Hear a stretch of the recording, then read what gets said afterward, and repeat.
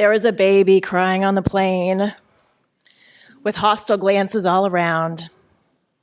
Everyone was miserable, wishing they could hang out in the bathroom or wishing for the free drinks in first class. I was most likely the only person praying that I could be the mother of that screaming baby. I wanted to comfort the baby, shield her from the glances, and cradle her in my baby-loving arms. I considered it, but held back, since offering my breast for the baby, well, it probably would have crossed a boundary. I was on a flight from Austin, Texas to Denver, Colorado with my husband for an appointment with our fertility doctor. We had decided that if we tried to get pregnant one more time, we would work with the best fertility clinic in the world. We made arrangements with my local OB to get lab work done in Austin in support of the more complicated procedures done in Denver. We didn't go camping in the summer or skiing in the winter. We flew on planes for 30-minute doctor appointments, and we spent all of our money so I could lay in stirrups. In this waiting room in Denver, all of the women shared mostly flat bellies and a quiet, waiting stillness in their eyes. These were my girls. I felt really comfortable here. The waiting room in Austin was different. Here, every single woman was pregnant, with full round bellies and glowing smiles. Even the women who worked there were pregnant.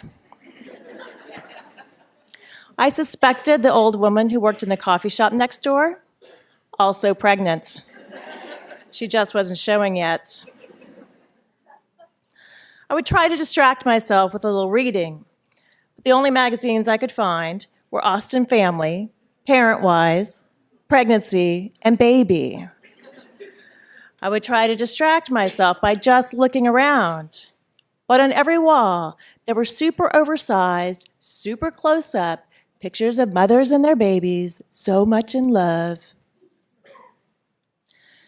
One day, I went to this office to get my blood drawn. I had been taking shots of hormones to simulate the monthly cycle of a younger, more fertile woman. I needed to get my blood drawn on this particular day, or I'd have to repeat the whole cycle over again. Now, a woman might believe that her personality is her own, a visible reflection of her spirit and her choices. But now I know that personality is just a random mix of hormones. During parts of my manipulated cycle, I felt a quiet sadness, like a gray, rainy day after breaking up with a boyfriend. During other parts, I would be grocery shopping, which I hate.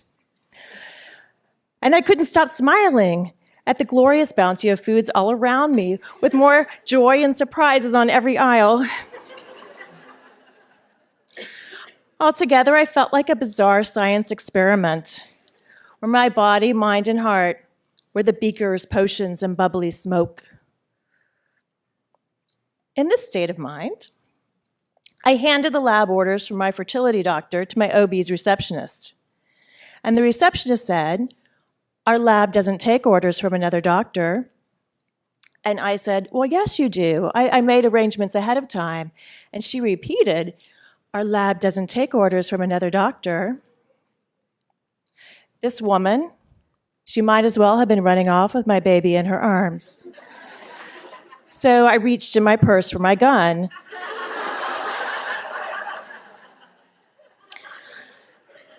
But I didn't really have a gun. That's when I discovered my secret weapon. I locked eyes with the receptionist, and I told her I was not going to leave.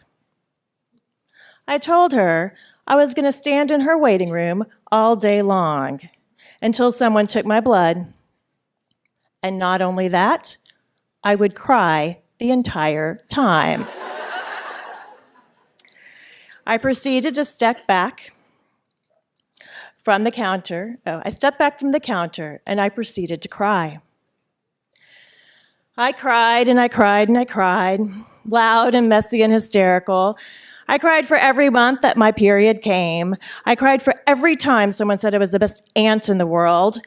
I cried for the heartbreaking fear of never, ever, ever having children of my own. I just kept crying and crying, wiping my tears and my runny nose with the back of my hands, while all those pregnant women watched. The receptionist was terrified, as if I really did have a gun. She kept her eyes on me while she reached with one hand for the phone to call for backup. A nurse came, took my hand, and led me to an office in the back. She offered me a chair and some tissues. She explained that she could just copy the information, like my name, onto another form, and then the lab would draw my blood.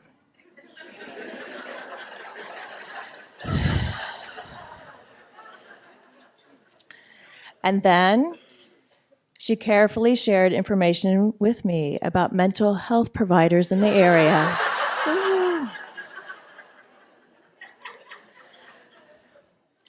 I wasn't so upset about having to repeat this cycle. I was most upset because it was all so overwhelming. To see all this brand new life around me and have to watch it from a distance, I knew since I was a little girl that I was meant to be a mom. And if I couldn't hold a baby in my arms, my baby loving arms might crumble and blow away. Turned out, that Colorado doctor, he really was pretty good. And those awful trips to the OB, they paid off in the end. Because now I'm a mom to two beautiful girls, Alana and Sophia, now 5 and 6 years old.